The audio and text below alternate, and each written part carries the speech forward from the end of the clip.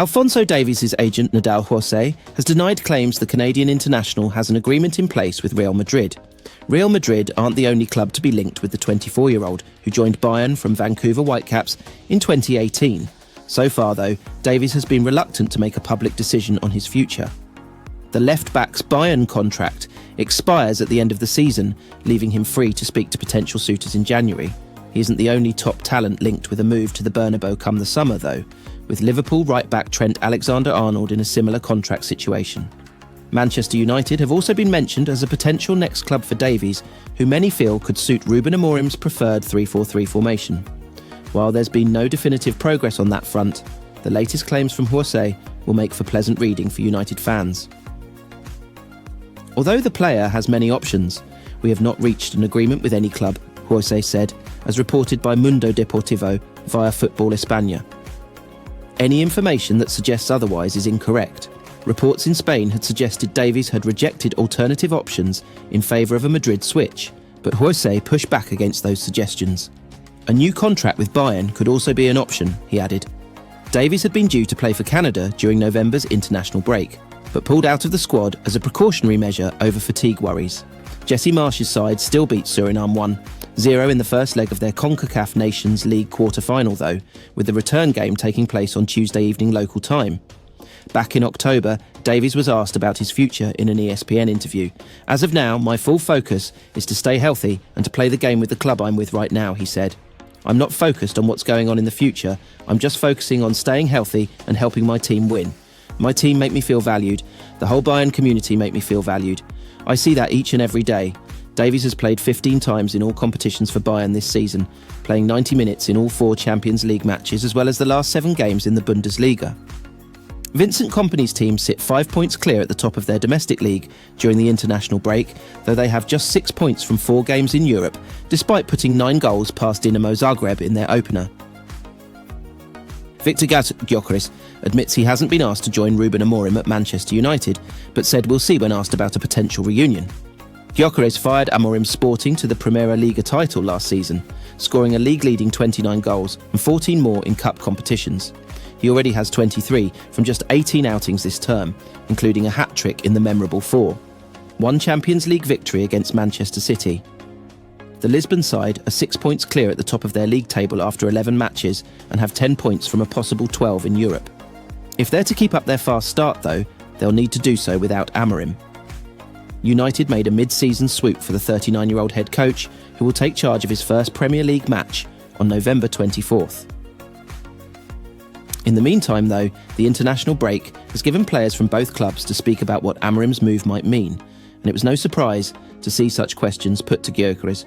Amorim probably has some strikers there already, so we'll see, the Swedish international said, as reported by Fotbollskanalen. "No, he hasn't asked me to join him. It's fun, but nothing I attach any importance to because it's talk and nothing concrete." Gyökeres was also asked more generally about Amorim's exit.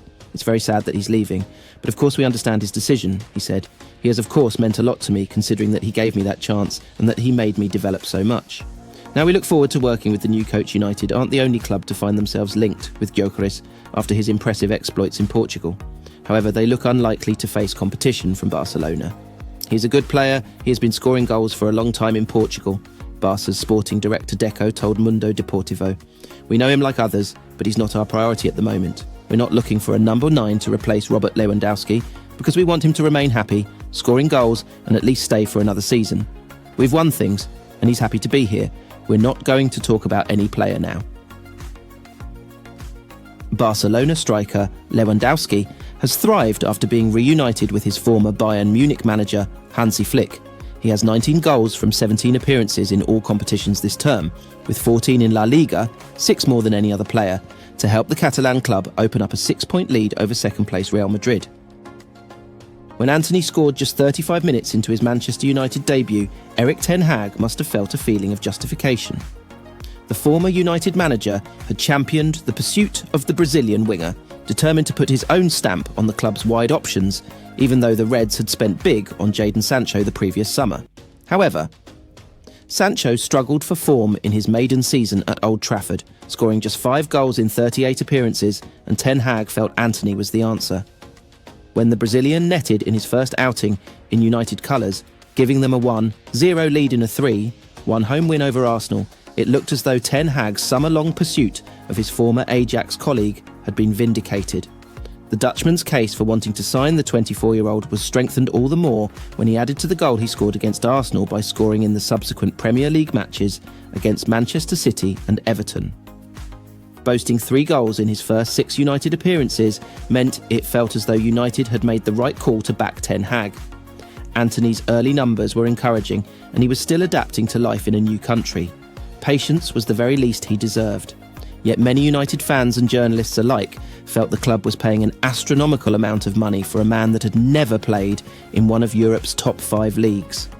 Shelling out €95 million up front, with a further €5 million due in add-ons, was a huge gamble. A little over 2 years on, the gamble has failed to pay off. Antony had 3 goals in 6 games, but has since managed just 9 in 81 with his only strike so far this season via the penalty spot in the 7-0 rout against third-tier Barnsley in the Carabao Cup. Having ended his first season at United with 8 goals to his name, a lot of United supporters were only too happy to give the winger more time to adjust. However, that patience has virtually ran out. He is currently bottom of the pecking order in the race for a place out wide. What is all the more frustrating and disappointing for Antony is that he went on strike in August 2022 to try and force through a move to Old Trafford.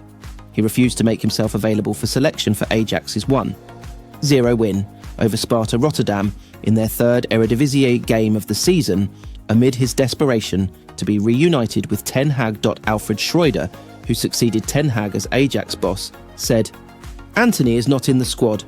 I spoke with Antony and he told me that he didn't feel 100% ready to play. I only want players in the squad that are 100% focused on Ajax."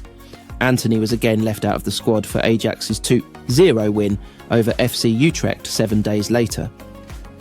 Schreuder, who was sacked by Ajax in January 2023, said pre-match, "The Antony situation hasn't changed compared to last week. We discuss it internally every day, also with the player. He reports himself at the club and we speak, but I want to focus on the players we have here. For now, Antony is not important." Post-match, however, Schreuder launched a scathing assessment of Antony's pursuit of a move to Old Trafford, claiming the winger's desire to move to England was driven by money. "Nowadays, everything is about money, and I think this is sad. This our world, it's very sad, and I don't approve that these things are happening to us," he said. Having declared that he wasn't focused on playing for Ajax, it was inevitable his move to United would go through, and it was hoped the former Sao Paulo winger would provide United with the sprinkling of magic their attack was longing for. Instead, he is in danger of being remembered as the example of the dumb money Sir Jim Ratcliffe accused United of investing in Fred back in 2018. Having failed to sparkle under the manager, Antony would have backed himself to excel under most. He faces an uphill challenge to rekindle his career under new United head coach Ruben Amorim. Currently out of favour and without having made a meaningful start so far this season, he will be hoping the implementation of new ideas offers him the chance of salvaging his United career. Failing that, his Old Trafford career could be over once and for all sooner rather than later.